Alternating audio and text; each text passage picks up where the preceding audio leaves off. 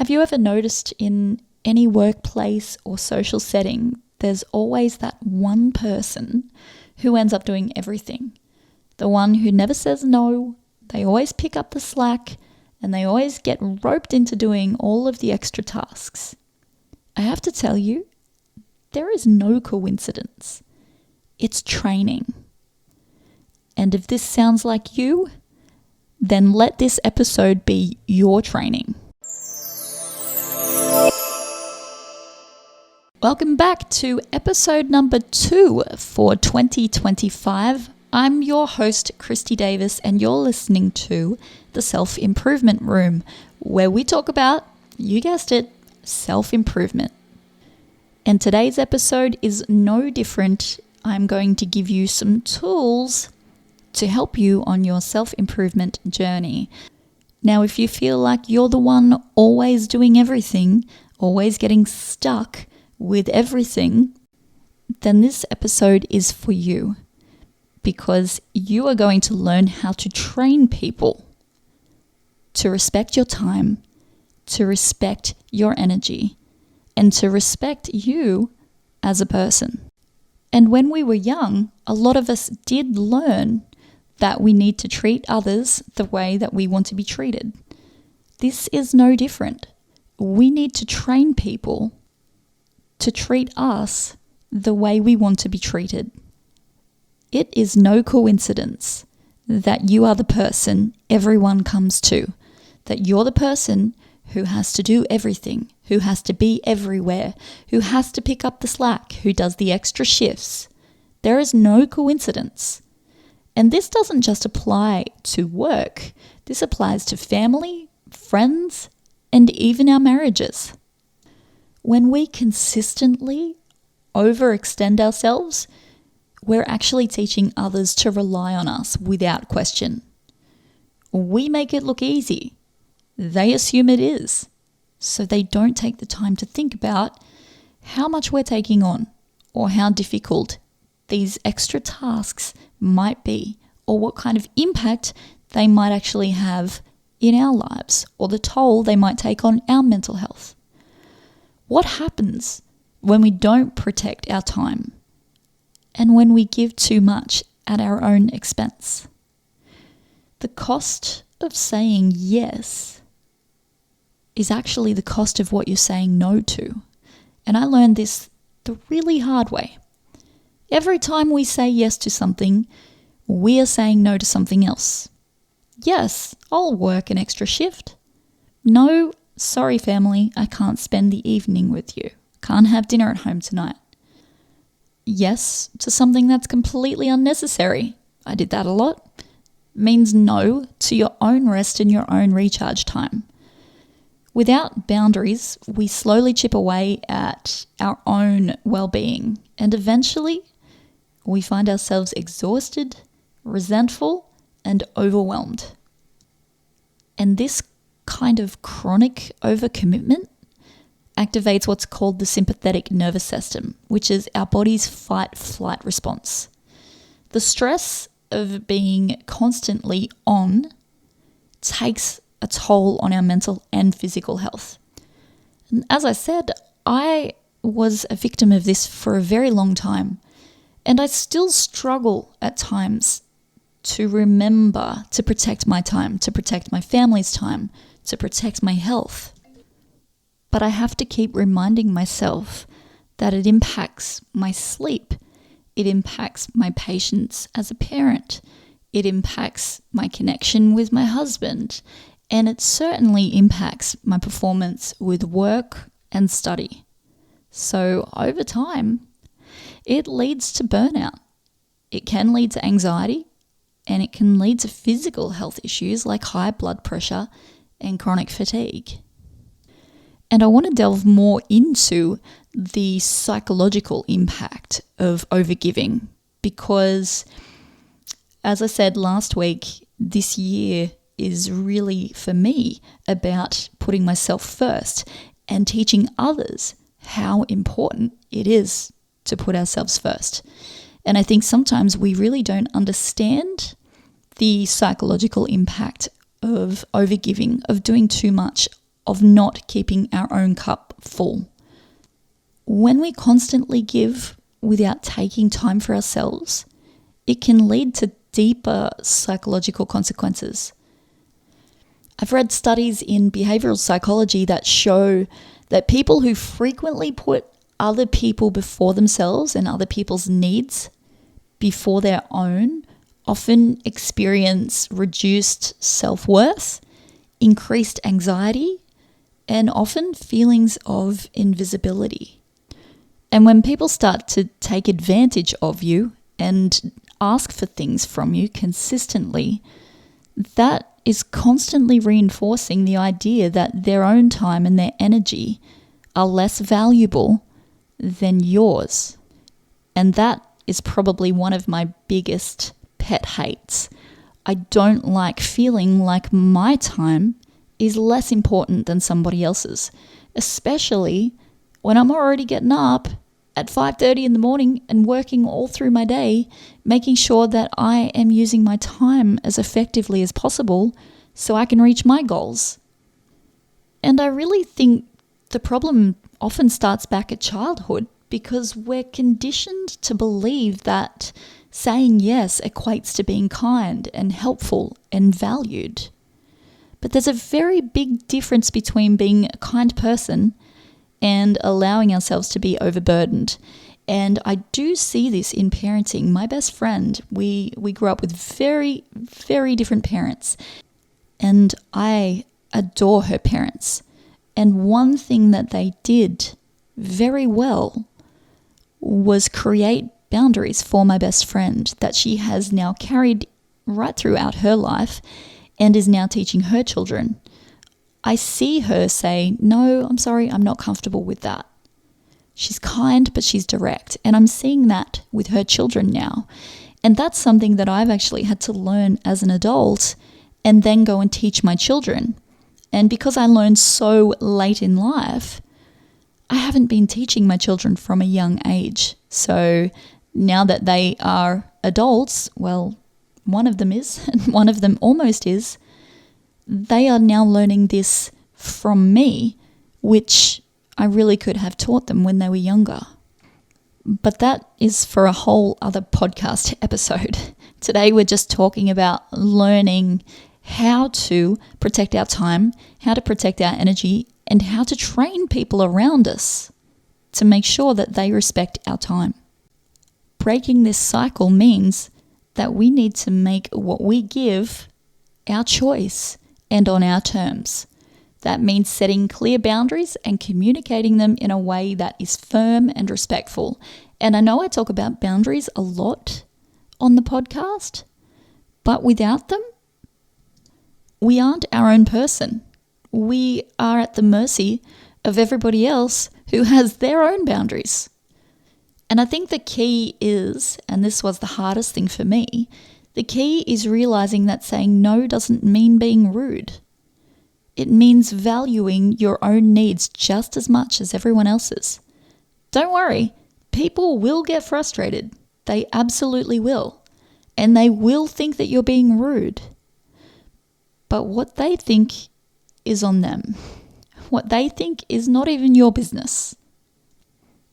Because that's up to them to manage their own emotions, to manage their own feelings. And if they don't respect your boundaries or your requests, then they probably don't deserve a place in your life.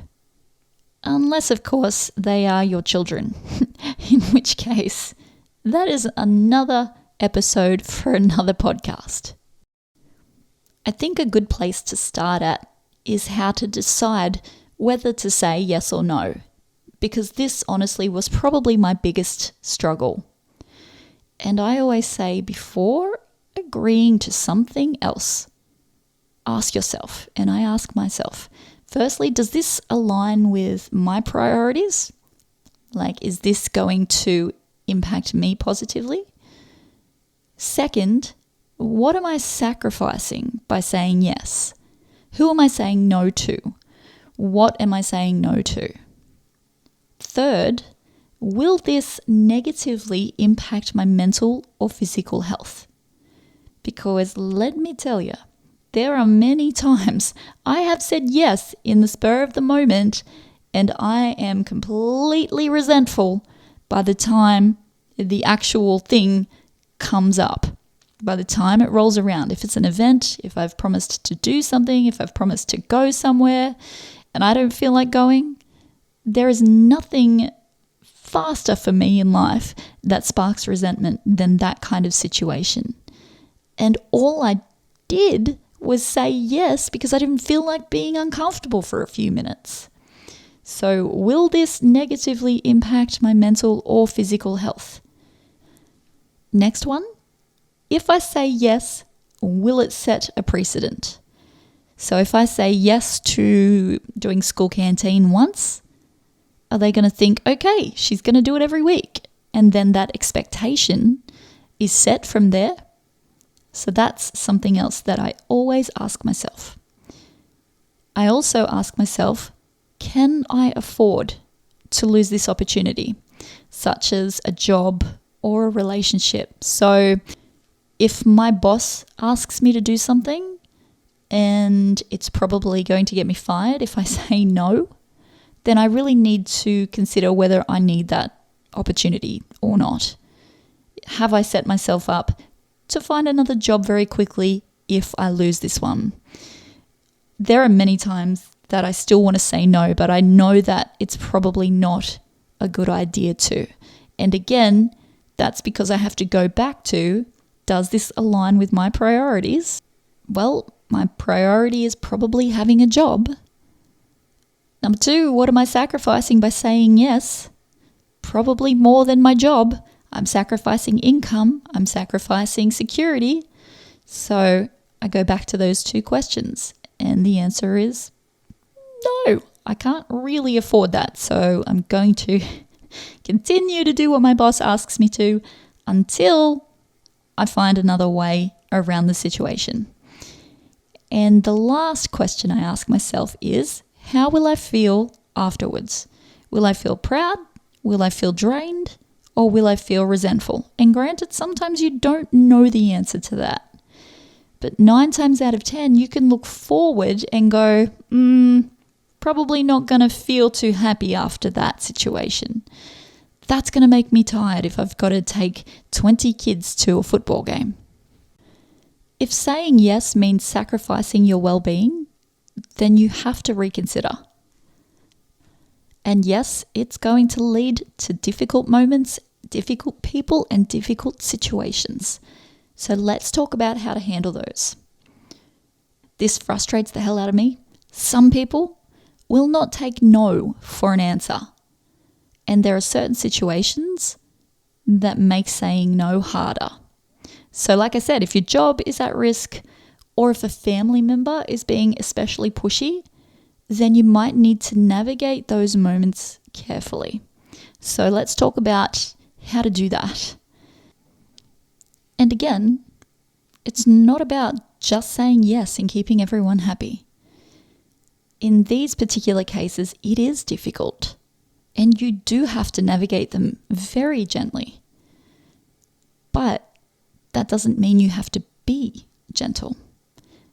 You should be using neutral but firm language. So nothing that makes you seem like you are too happy or too sad or too angry. Just keep it nice and neutral. I appreciate the opportunity, but I'm unable to commit to this right now. If that's your family, then it might be something like, as much as I'd love to go to the party, I just can't do it right now. I've just got too much on. But make sure you invite me to the next one. If it's your boss at work, maybe I appreciate the opportunity can work, but I'm unable to commit to this right now, might not go down well. So it might look something more like, I really appreciate working here. I appreciate all of the opportunities that I'm given.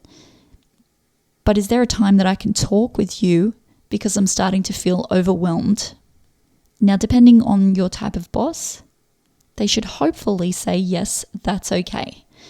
If they don't, then you may have to stick it out, grin and bear it, until you find another job. But just know that while you are there and they are treating you this way, they will continue to do that.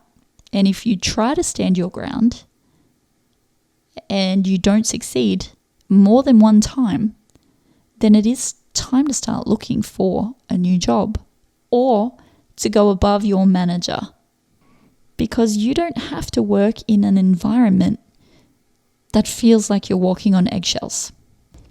You can also try suggesting alternatives. I really can't take on that project, but I can help by offering advice. Or I really can't bring 10 tubs of fried rice to the party, but I can pick up something on the way. So you can try suggesting alternatives. The third important thing is to recognize manipulation. If someone makes you feel guilty or bad for setting your boundary, as I said before, that is on them, not you. There's a difference between asking somebody to do something and trying to manipulate them. And it's our job to recognize which is which and make sure we stand our ground. Again, firmly, but kindly. Every time you set a boundary like this, you are saying to the person, I'm sorry, I would like to help you if I could, but I don't have that to give you right now. And the more you do that, the more they will start to come around. So if they start out at a place where they say, I need you to do this, or Christy will do this, Christy will do that, but you say, no, I appreciate you saying that and putting your hand up for me, but I won't be doing that. Eventually, they will turn that around and they will start to ask you because you've trained them to do that. It takes time, but more than time, it takes consistency.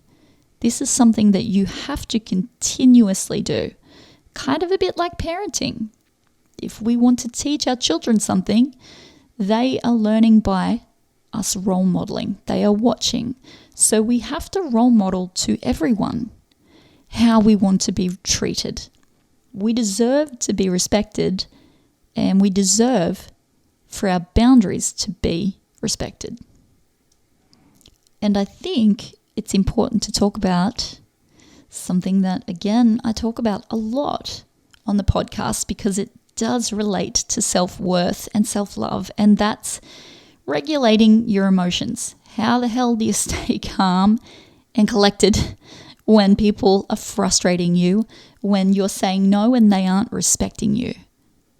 Because that is, again, something that I used to struggle with a lot. Having ADHD typically means that you struggle with emotional regulation. And I still continue every day to work hard on this because it's not my natural go-to state.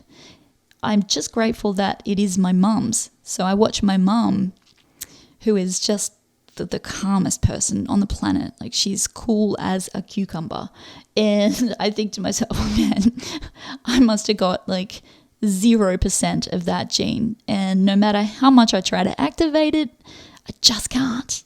So I watch her consistently and I think, wow, she clearly doesn't have ADHD, and I'm going to keep working to be like that. So she does model that for me very well, and I do practice it, but it can still be difficult. So I understand when, I'm saying to you, say no, say this, say that. You think, well, it might be easy for you, but it's not. I'm telling you it's not. It's actually very difficult. But with time and practice, I get better at it, and so will you. So saying no and standing your ground can trigger emotional responses from both you and the other person. And regulating your emotions is crucial in these moments. So I use the best technique, I think, which I'm very, very fortunate that it is this, because I've spent 24 years as a professional vocal coach, which means I know how to breathe properly. And breathing exercises, taking deep breaths before responding, has been proven to be one of the most effective techniques to calm your sympathetic nervous system, to calm that fight flight. Now, remembering to breathe that way in those moments, that's a whole other little problem that needs a lot of practice. And you'll hear me use the word practice a lot because you are building habits, you are building new muscles. So they need practice, they need consistency. So breathing exercises, look up diaphragmatic breathing, because probably 97%, if not more, of the population breathe incorrectly. They breathe in a way that is shallow and doesn't use the diaphragm effectively. So it's crucial to learn how to breathe correctly. So you can look that up, diaphragmatic breathing, and use those breaths before responding, because it will calm you. It's actually incredible that it does. I can't believe that I knew how to do that for so long, but never did. I knew how to, I should say that I knew how to breathe correctly, but I didn't know that it was effective in calming me down. The other thing you can try are what I call grounding techniques, which means focusing on the present moment instead of fearing the confrontation. So that's a little bit of mindfulness. So ground yourself, breathe, and think to yourself, what's going on in this present moment? Why am I feeling fear? I don't need to feel fear. I'm not doing the wrong thing. And if I feel fear, are they making me feel that? And am I being manipulated?